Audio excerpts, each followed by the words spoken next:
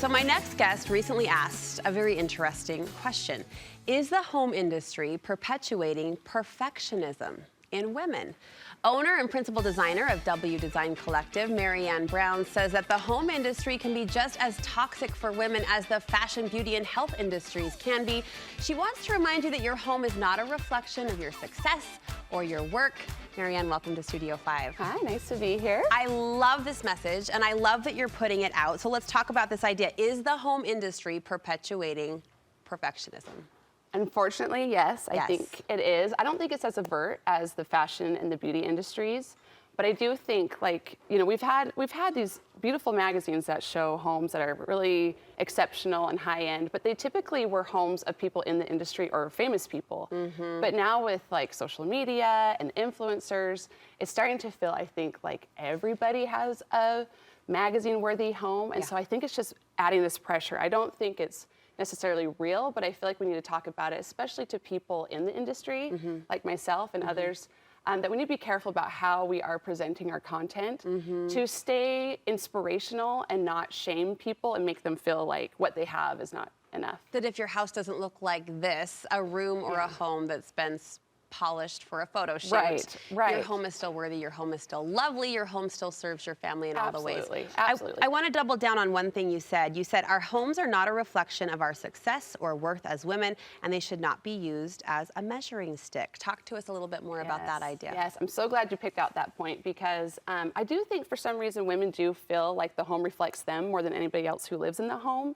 I don't know if that's maybe because women do tend to be in the home more often, but I do not feel like just because you are home more often that somehow you are now responsible for the design of the home or that it reflects you.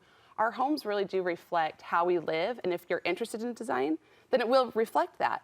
But our homes, like we as people, like as mothers, we are not less than if, like, we're an amazing mother, we're still an amazing partner and person, even if our homes are not beautifully designed. Sister. Yes, They just don't relate to each other. Well, and as you bring up the beauty and the health industry, we've gotten better, I think, about looking at a photo and saying, if this photo makes me feel, you know, insert negative emotion, then I can use my educated mind or I can distance myself and separate myself from that message. But I think there still is this feeling out there that if my home doesn't look like this, if it's affecting how you feel, that's a problem. Oh, absolutely. You should definitely step away. Yeah. And we spend thousands of dollars on these photo shoots. Like my house on my website doesn't look that way on the daily. It's not meant to be. I hope that you wouldn't think that that was real necessarily. Does that make sense? Yes, I was listening to a design podcast not too long ago, and I heard them say they get questions all the time, where do the paper towels go? And they're like, well, we're not going to put a paper towel holder on the kitchen counter. But it's like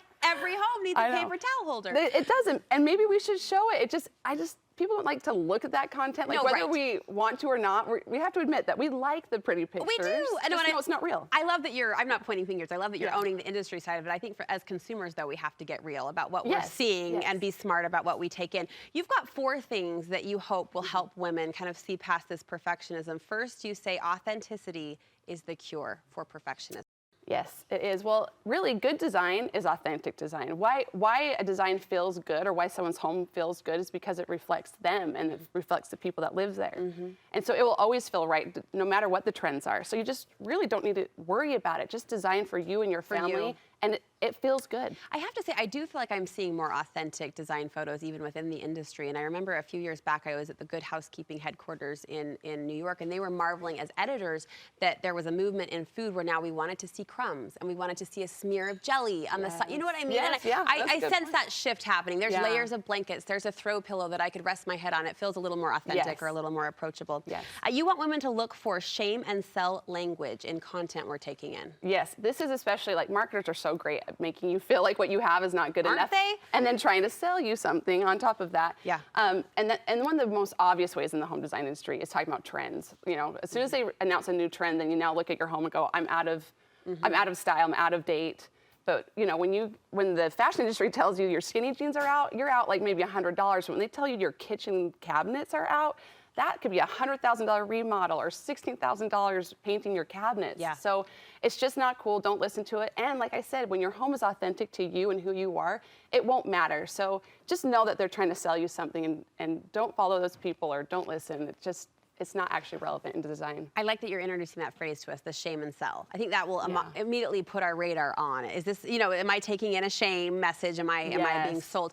As far as education goes, we touched on that. What do you want women to know? Yeah, well, the opposite of shame and sell is educate and empower. And so I'm really big on educating, and we even hold classes for that because, you know, we all need to know a little bit about fashion and a little bit about cooking because we all eat and we all wear clothes. Well, we all have shelter. And so learn a little bit about design. It will empower you. It will make it more fun. And you want people to embrace the art too. There's an artfulness to design that's really fun. Yes, it is fun. I think it's stressful for people because they want a right answer and they want 1 + 2 = 3, and that's not how the creative process works. But because there's no right answer, that also means there's no wrong answer, which is the best, right? So have fun with it. You can't do it wrong. When you reflect you, it feels good. We love to connect to people through design. That's why we do it. So I love that as a leader in the design industry, you are putting forward this message and starting this conversation. And I do see this message reflected in the content you share. So good job. Well, thank you. Good job. Thank you so much. Where can we follow along? Well, we're online at wdesigncollective.com. We are also on Instagram at wdesigncollective.